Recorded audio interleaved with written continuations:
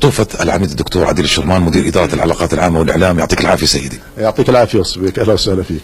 إذا سيدي، قياس مدى الشفافية وتطبيق ما يقوم به رجل الأمن العام بشكل يرضي المواطن هو الهدف الأساسي من وجود هذه الكاميرات. تحدثنا أكثر سيدي. شكرا. كما تعلم يعني جهاز الأمن العام جهاز عصري مواكب لكل التطورات التي تحدث في مجال تكنولوجيا المعلومات وفي مجال التكنولوجيا الأمنية أيضا، وقادر على مواكبة هذا التطور التقني في مختلف المجالات. لذلك هو يعتمد على التسليح، العلم والمعرفة والتدريب، وبنفس الوقت يعتمد على اللي هو التطور التقني أو التكنولوجي، والذي يسهل أيضا عمل وأداء رجل الشرطة. لذلك في خطوة غير مسبوقة، هي الأولى من نوعها حقيقة، بدأت مديرية الأمن العام باستخدام ما سميتموه أجهزة التصوير الرقمي، واللي هي عبارة عن كاميرات تثبت على صدور رجال الشرطة أو تثبت على أكتافهم، أحيانا تثبت على الرأس وقد تثبت على السيارة.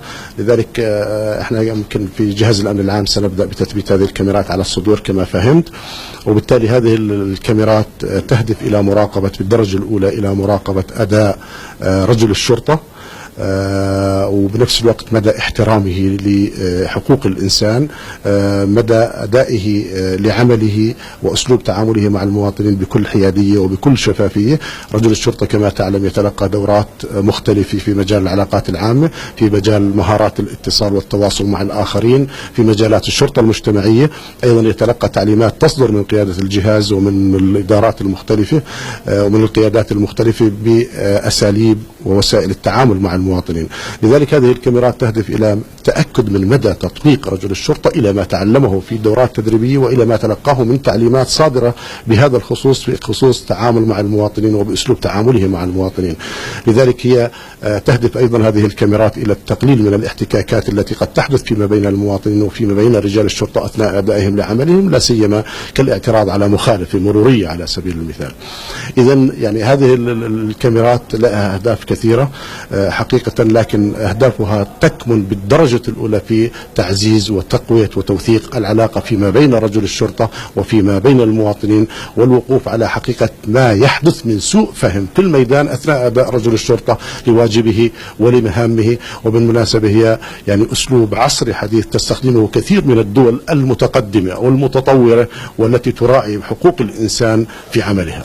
سيدي، في مجال الاعتراض من قبل المواطنين على طبيعة الخدمة المقدمة لهم، سواء كانت خدمة أمنية، شرطية، اجتماعية، هل يستطيع المواطن الشكوى بهذا الخصوص بأنه لم يعني يعطى الخدمة الأمنية الفضلى من قبل رجل الأمن العام؟ هل يستطيع الاعتراض والرجوع إلى هذه الكاميرات بشكل رسمي؟ هل يتسنى المواطن الاطلاع على هذه الكاميرات في حال عدم تقديم الخدمة الفضلى له سيدي؟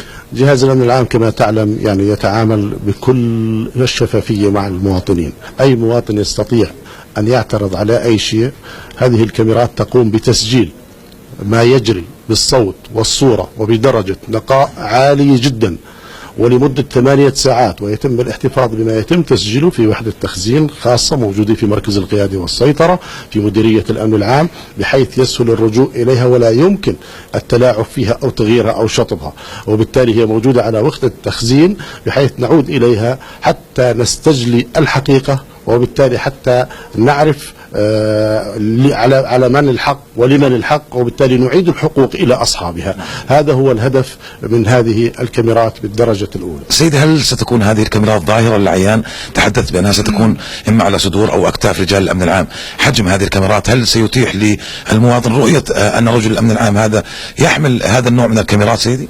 هي كاميرات صغيرة مثبتة على الصدور، وبإمكان المواطن أن يشاهدها، لأنه كما أشرنا جهاز الأمن العام يتعامل بمصداقية وشفافية مع المواطنين، لذلك ما في شيء مخفي. لذلك احنا قاعدين نعلن من خلال يعني هذه الحلقة ومن خلال هذا البرنامج عن البدء بالعمل بهذه الكاميرات.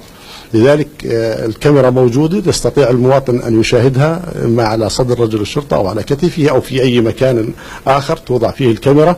وهذه الكاميرات يعني توزع على رجال الشرطة الذين على تماس مباشر واحتكاك مباشر مع المواطنين، لا سيما العاملين في مجال المرور، في الدوريات الخارجية، في النجدة، في المراكز الأمنية، في أي مجال من مجالات عمل رجل الشرطة الذي فيه احتكاك أو تعامل مباشر وبشكل مستمر التواصل مع المواطنين. طيب سيدي، هل سيكون لهذه الكاميرا دور في التقاط المخالفات مثلا؟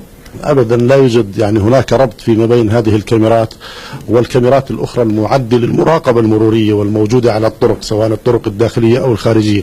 هذه الكاميرات شيء مختلف تماما، واحنا حقيقه يعني عدنا الى هذه الكاميرات في الدول المتقدمه كيف بدا العمل فيها.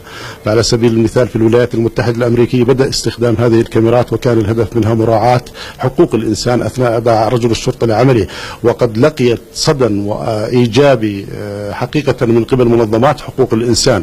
يعني استخدام هذه الكاميرات يتوافق مع معايير حقوق الإنسان، لأنه هدف هذه الكاميرات استجلاء هذه المعايير ومدى تطبيق رجل الشرطة لهذه المعايير.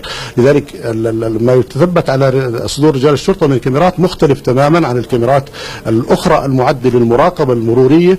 هذه كاميرات مختلفة تماما، هي تهدف إلى مراقبة أداء رجل الشرطة، أداء رجل الشرطة، وبنفس الوقت أداء المواطن في تعامله مع رجل الشرطة، بمعنى تقلل من الاحتكاكات التي تحدث بين الطرفين. وهي بالمناسبة أجهزة ضبط ورقابة على رجل الشرطة وأجهزة ضبط ورقابة على المواطنين، الهدف منها اللي هو توثيق وعرض التعاون، بناء جسور العلاقات فيما بين وتعزيز هذه الجسور فيما بيننا وبين غيرنا من المواطنين.